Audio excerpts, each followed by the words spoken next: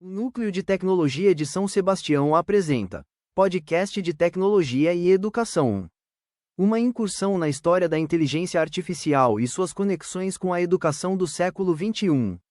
Material produzido com o Notebook LM. Olá e boas-vindas a quem nos acompanha em mais uma exploração profunda.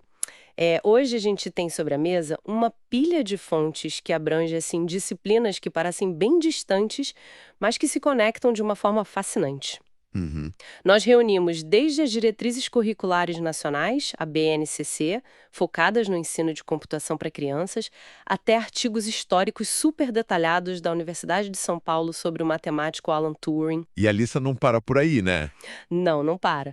Nós analisamos também textos filosóficos densos de Gilles Deleuze e Félix Guattari, tem transcrições minuciosas sobre a evolução da inteligência artificial ao longo das décadas e, para fechar, guias técnicos extremamente práticos sobre engenharia de prompt. É bastante coisa. Sim.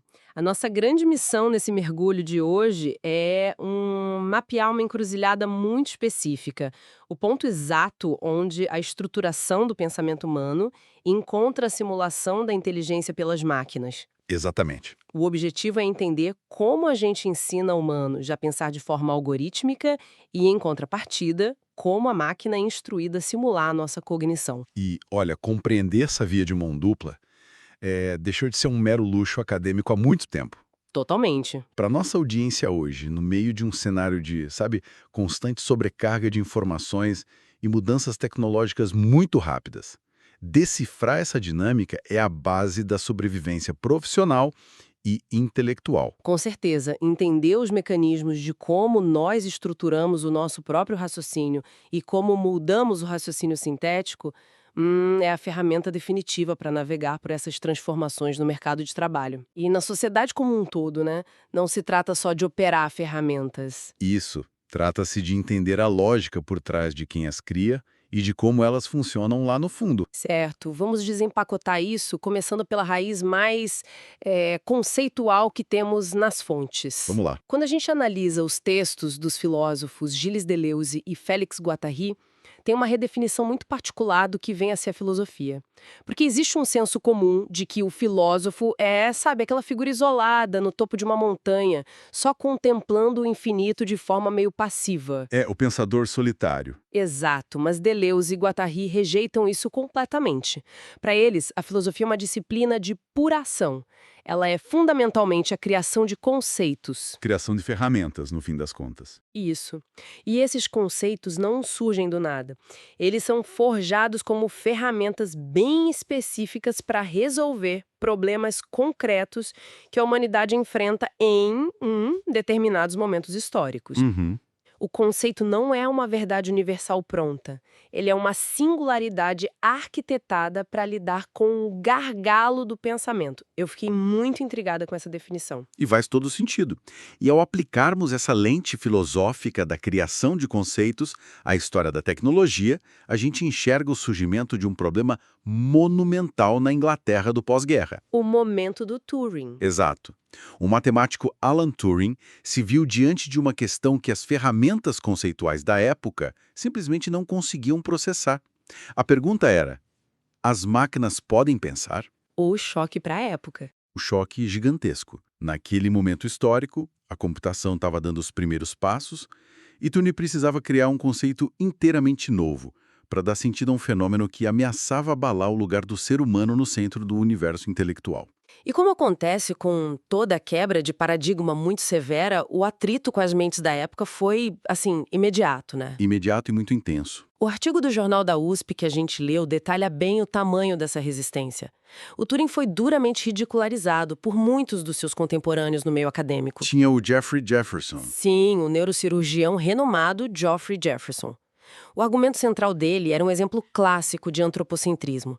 Ele defendia que a verdadeira inteligência era inseparável da biologia. E, mais especificamente, ele dizia que dependia de fatores hormonais humanos. Hormônios. Pois é. Para ele, uma engenhoca construída com fios, engrenagens, válvulas, ela jamais poderia alcançar a centelha da cognição, porque faltava a ela a química orgânica. O que é fascinante aqui é como o Turing optou por responder a isso. Sim, ele não foi para o confronto direto, né? Não, ele subverteu as regras do debate em vez de simplesmente rebatê-las. Em 1950, ele propôs o famoso jogo da imitação. Que a gente conhece hoje como o teste de Turing. Isso. E a genialidade daquela proposta não estava só na engenharia técnica, mas na dimensão filosófica e social da coisa. Uhum. O desafio prático era fazer uma máquina exibir um comportamento indistinguível do humano durante um diálogo por texto. Mas para responder diretamente às críticas do Jefferson, aquela coisa sobre necessidade de biologia e hormônios, o Turing inseriu uma variável de gênero no teste. Isso é brilhante. Biologia e do córtex cerebral para uma questão de performance, sugerindo que o pensamento e identidade poderiam ser simulados de forma puramente lógica. Tem um detalhe nessas fontes históricas que ilustra perfeitamente essa visão dele. É uma carta recém-descoberta que o Turing enviou para Beatrice Worsley. A pesquisadora pioneira. Exatamente, uma pioneira da computação. E nessa carta, o Turing é super incisivo ao afirmar que o objetivo da ciência nunca seria construir nas palavras dele, homem de metal. Uhum. A ambição não era clonar a biologia humana em laboratório, mas sim criar outra espécie do gênero pensante. E ele visualizava essa IA nascendo não como um adulto onisciente que já sabe tudo, Mas como uma criança. como uma criança humana, aprendendo de forma orgânica e gradual, absorvendo informações do ambiente, cometendo erros orgânicos e ajustando o comportamento com base na experiência. Essa visão da máquina criança que aprende com a experiência, ela antecipou em várias décadas o que a tecnologia viria a chamar de aprendizado de máquina, machine learning. Foi uma previsão incrível. Muito. E avançando na linha do tempo das nossas transcrições, esse salto entre a teoria e a prática começa a ganhar densidade em 1956. Na conferência de Dartmouth. Exato. O evento onde o termo inteligência artificial foi oficialmente cunhado. A partir dali, a busca por essa espécie pensante decolou. E a melhor forma da gente compreender a evolução dessa busca é observar os jogos de tabuleiro. Ah, os jogos sempre foram o grande campo de testes para IA, né? Sempre. Em 1997, o mundo parou para ver o supercomputador Deep Blue, da IBM, derrotar o campeão mundial de xadrez Garry Kasparov. Foi um marco inegável, eu lembro das imagens.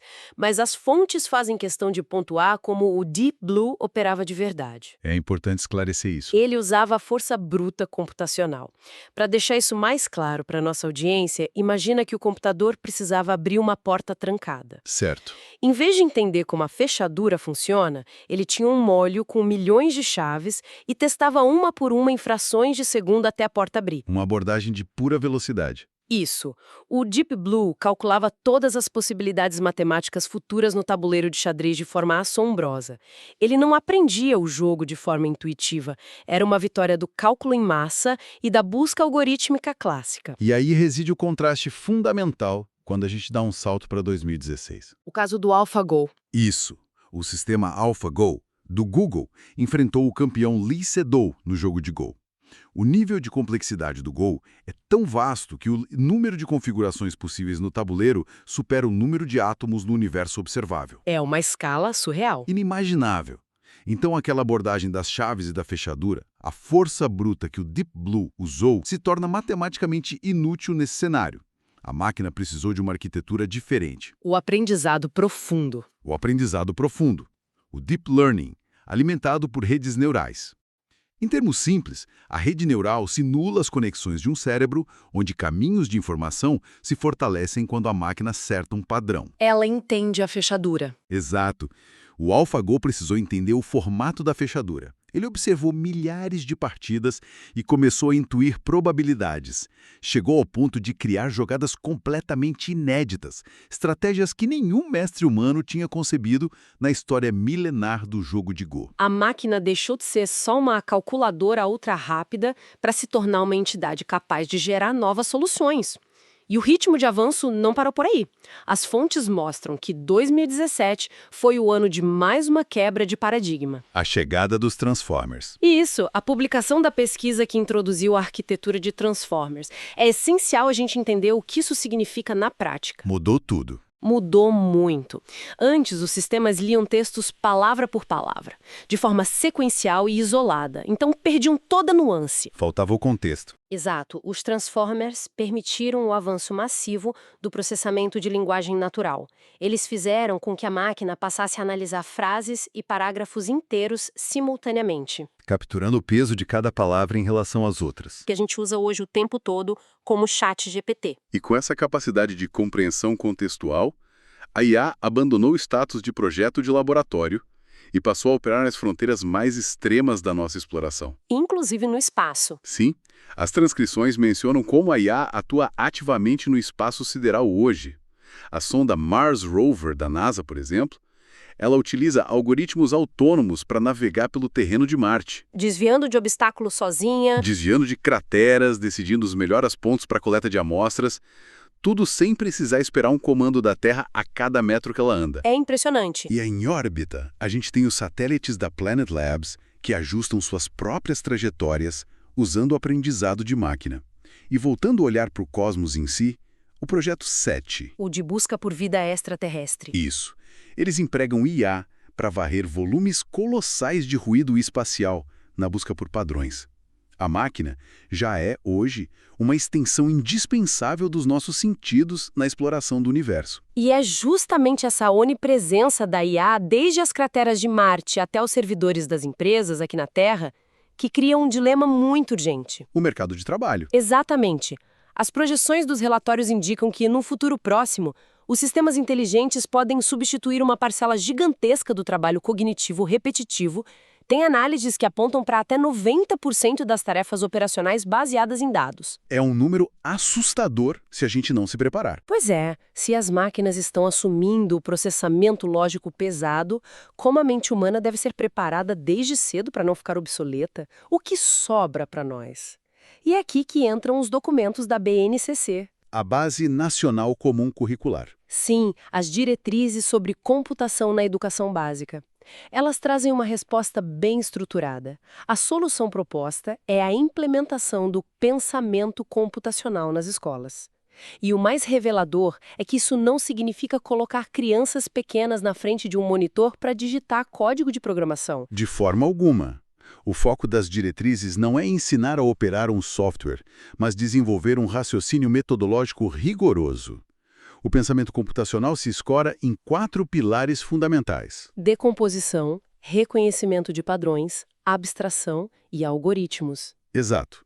E a abordagem recomendada para a infância, que tem se provado muito eficaz, é a computação desplugada. Longe das telas. Atividades que desenvolvem a lógica algorítmica usando só papel, interações físicas e objetos do dia a dia. As fontes trazem exemplos cotidianos brilhantes de como isso funciona. Vamos pegar o pilar da abstração. Vamos lá. Abstrair é basicamente a habilidade mental de focar no detalhe que importa para resolver um problema e ignorar todo o resto do ruído. Então, numa sala de aula, o professor espalha várias imagens de veículos, carros vermelhos, aviões, bicicletas, helicópteros, e pede para as crianças agruparem só aqueles que voam, ou só os que têm motor. Certo. Para cumprir a tarefa, a mente da criança precisa ignorar a cor do veículo, a quantidade de janelas, o tamanho das rodas. Ela tem que isolar apenas a capacidade de voo. É um treinamento profundo de filtragem de dados no cérebro infantil. É fascinante. E a mecânica é igualmente elegante quando a gente observa a decomposição e o reconhecimento de padrões. A decomposição é pegar um problema enorme e quebrar em fragmentos gerenciáveis. Como a rotina de dormir. Perfeito.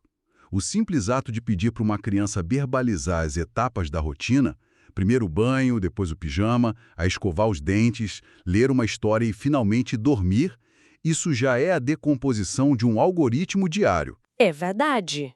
E os padrões? O reconhecimento de padrões pode ser introjetado observando ciclos biológicos como o ato de comer. Qual é o padrão contínuo? Morder, mastigar, engolir. Morder, mastigar, engolir. Identificando essas repetições, a criança começa a ver a arquitetura do mundo ao redor dela. Exato. Mas olha, o exemplo mais emblemático que a gente encontrou nos guias é a famosa arte de programar um sanduíche. Ah, esse é um clássico. E muito divertido. É um exercício onde os alunos recebem a missão de dar instruções para o professor preparar um lanche. O pulo do gato é que o professor age literalmente como um computador. Sem inferir nada. Zero. Se a instrução da criança for só coloque a geleia no pão, o professor pega o pote de vidro fechado e coloca ele inteiro em cima da fatia de pão. Isso sempre gera muitas risadas na sala. Gera. Mas ensina na hora que a instrução foi ambígua, a criança entende que a criação de um algoritmo exige comandos claros. Algo como gire a tampa do pote no sentido anti-horário, pegue a faca, retire um pouco de geleia e espalhe no pão. Se conectarmos isso ao quadro geral, a consequência desse treinamento é formar algo muito maior do que só operadores de sistemas. Sem dúvida. Quando a diretriz curricular avança para as séries finais, os alunos passam a lidar com estruturação de informações em matrizes e grafos. Que parecem termos complicados, mas não são. Não são. Matrizes são basicamente tabelas organizadas em linhas e coluras para cruzar dados numéricos. Grafos são como mapas visuais, tipo um mapa de linhas de metrô, que mostram como diferentes pontos ou ideias se conectam. São ferramentas para organizar o caos do mundo real. Isso. Além disso, a BNCC estabelece a discussão crítica sobre a cultura digital. Exige que a educação aborde desde a proteção de dados pessoais até coisas como o combate ao cyberbullying. O objetivo final é forjar cidadãos com estofo lógico, né? Exato. Cidadãos capazes de auditar a tecnologia, avaliar se a informação procede e navegar por toda a parte ética do ambiente digital. E tem um desdobramento prático nisso tudo que chama muita atenção nessa reta final da nossa pilha de documentos. A criança que hoje treina para montar o algoritmo do sanduíche é o profissional de amanhã que vai precisar extrair produtividade de uma inteligência artificial generativa. O que nos leva à engenharia de prompt. Exato. Aqui é onde a coisa fica realmente interessante. Como é que a gente se comunica com essas máquinas avançadas? Porque, segundo os guias, a maioria das pessoas começa com premissas totalmente equivocadas. E o primeiro passo para operar essas ferramentas direito é desconstruir o que a IA generativa não é. Um erro super comum é tratar a IA como um motor de busca tradicional. É como se fosse um primo evoluído do buscador. E não é. O modelo de linguagem não tem um banco de dados interno infalível. Não tem um catálogo de links guardado no código. Ele trabalha com probabilidades, né? Ele prevê estatisticamente qual palavra deve vir a seguir, baseado no treinamento que recebeu. É por isso que acontecem as alucinações. Quando o sistema inventa coisas. Isso. Ele gera informações histórica ou factualmente falsas com uma confiança absurda, simplesmente porque aquele padrão de palavra soava provável estatisticamente. Outro ponto crítico é a falsa crença de que a máquina aprende e altera o que sabe em tempo real enquanto conversa com a gente. A história mostra o perigo disso muito bem. Lembra do chatbot Tay? O da Microsoft. Um desastre. Um desastre. O projeto permitia que a máquina aprendesse diretamente com os usuários no Twitter. O resultado foi que, em menos de 24 horas, o sistema absorveu campanhas de ódio e começou a reproduzir discursos extremistas. Tiveram que desligar. Então hoje o aprendizado é congelado, certo? Exato. Os modelos comerciais modernos têm o aprendizado congelado antes de serem liberados. Eles não modificam a arquitetura neural a partir do seu chat diário. Avançando nessa linha dos equívocos, a gente chega num instinto muito humano, que é a antropomorfização. Atribuir características humanas ao que não é humano. Exato. Os guias são taxativos sobre isso. Incluir coisas como por favor e muito obrigado no prompt não altera a qualidade da resposta do modelo.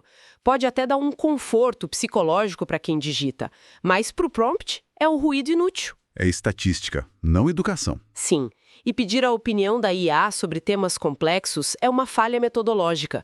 Opinião exige vivência, exige valores morais, coisas que não existem em uma equação matemática. A abordagem correta não é pedir para a máquina decidir a melhor estratégia de negócios, por exemplo, mas sim instruir ela a listar 3 estratégias diferentes, apontando vantagens e desvantagens de cada uma. A decisão final fica com o humano. A ironia é que, para extrair o melhor da máquina, a gente precisa adotar uma estrutura cirúrgica de comunicação. E a engenharia de prompt, detalhada pelas fontes, opera numa fórmula super rigorosa. Quais são os componentes? O primeiro é a tarefa, usar verbos de ação diretos. Resuma, traduza, compare. Clareza? O segundo é o contexto e restrições. Tem que especificar o cenário. Em vez de criar um questionário sobre a Revolução Francesa, o prompt deve dizer que as questões são para alunos do 9º ano, nível intermediário, sem focar só em datas. Delimitar o escopo. Isso. O terceiro é o formato.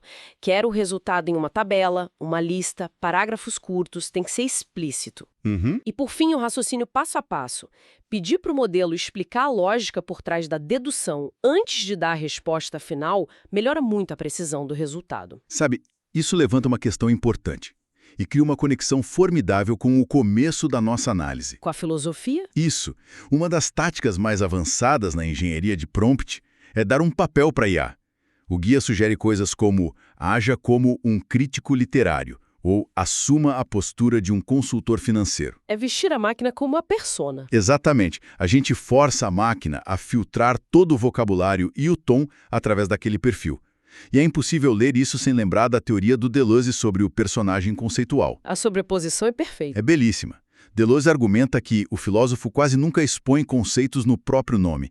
Ele precisa criar personagens. Como o Zaratustra do Nietzsche ou o Sócrates do Platão. Perfeito. O pensamento precisa de uma voz, de uma perspectiva própria para dissecar o problema. E na engenharia de prompt moderna, isso se repete de forma pragmática. O humano é o filósofo que cria o problema. E a persona no prompt, tipo o professor paciente ou o engenheiro sênior, atua como o personagem conceitual que materializa a resposta.